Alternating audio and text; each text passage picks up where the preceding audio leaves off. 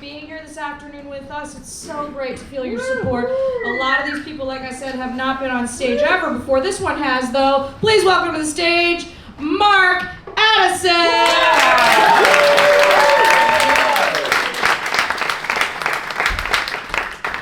What's up? Yes, I am the young pretty one. Hey, so how y'all doing? Do y'all know how fucking expensive it is to be a gay stand-up comic?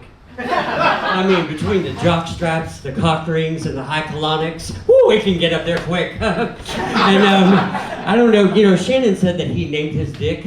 I've actually named mine too. I call him Helen, because he's hell in bed. Yeah, well, and I tell you what, this world we're living in today is really blowing up, isn't it? I mean, you got Lindsey Graham blowing bubbles on his pink princess wand at Disney World. You got Kristi Noem's husband blowing up his titties. And you got me blowing up this vein trying to mainline heroin last night to be able to survive it all. And let's talk about Kristi Noem's husband for a second, shall we? Now, I know that if you have real titties, you're not responsible for which way your nipples look.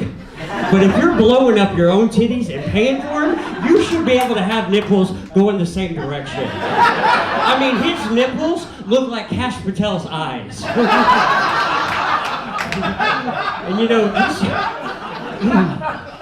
And all of that kind of reminded me of my mom.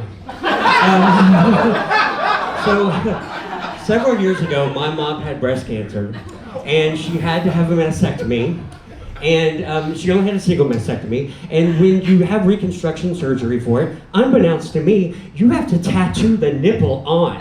Did y'all know this? I had no idea about this. Well, my mom is 100% against nipples. Tattoos! She's against tattoos. Yeah, well, maybe nipples too. Yeah, she's 100% against tattoos. So she refused to have the nipple tattooed on. So the next time I went home to Texas, I got to play that fun-filled game of which one's real, which one's not. I'm like, I don't know, Mom, the one winking at me? So I recently got out of a 14-year relationship. Yeah, and luckily, the asshole's here. He's right over there. Hi, Mark. Hi. We actually met at a sex party. And the first words he ever said to me were, "Can I suck your dick?" Do you know how hard it is to find a one-year anniversary card that encapsulates the sentiment, "Can I suck your dick?" Hallmark does not make one. So I wrote my own. I wrote, "I'll never forget what you said so long ago.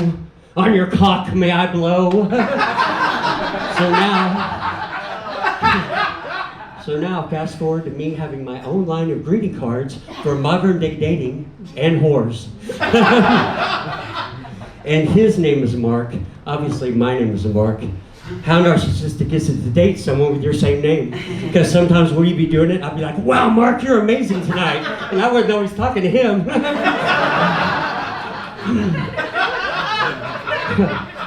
And then after we broke up, my first rebound guy, he had a huge shoe addiction.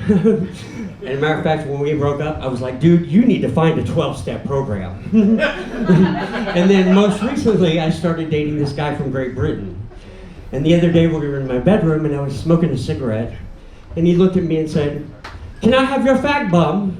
I was like, "I beg your pardon?"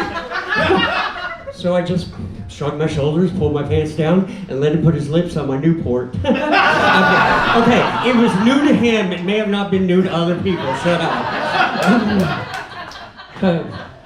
And so my Grindr profile says that if I'm in your neighborhood and not normally on your grid, that means I'm probably fucking your neighbor, and it's probably the one you're thinking of. So the other day, this guy hit me up and said, "Are you fucking my neighbor? And is it the one I'm thinking of?" And I went, "I don't know. Does your dad live in your neighborhood?" And he goes, "My dad is dead. Are you fucking my dead dad?" And I said, "Well, nice alliteration." And I said, "Well, I was, until he ghosted me." I know, I get it, it's a bad one, yeah. Well then, he came back with, "Ha." I said, "Sir, this is never gonna work." I said, "Because I am into aggressive bottoms, some light BDSM, and puns." And what you should have said after my ghosted comment was, "Boo!" So I came up with the stupidest joke yesterday that has been cracking me up all day long. And if y'all don't laugh, I'll just go home laughing and masturbating on my own. So, what did Batman say to Robin before they got in the car? Hey Robin, get in the car. Hey Robin, get in the car. This is the stupidest joke ever. So what do you call a fat computer? Adele. But then she went and lost all that weight, and I was like, well, I guess she finally bought an apple. This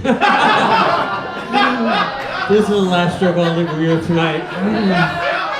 Yeah, I know, right? These bad ones are good. Well, you know what? I tell you, kind of my MO lately is dad jokes. Well, at least daddy. Hey, what's up? So this is the last one I'll leave you with. That oh shit, what do I want to do? Yeah. So have y'all seen that Charmin toilet paper commercial? You know, the one with the cartoon bears? Well, I guess that answers that age-old question. Does a bear shit in the woods? No. Evidently, it shits in the bathroom and uses Charmin toilet paper. And so for a while there, their tagline was Charmin for a bare bottom. So anytime I go fuck a chubby hairy guy, I take a 4-pack of Charmin because it's Charmin for a bare bottom. Now, if y'all don't get that joke, you need to get some more gay friends. Take care of it, Mark Addison.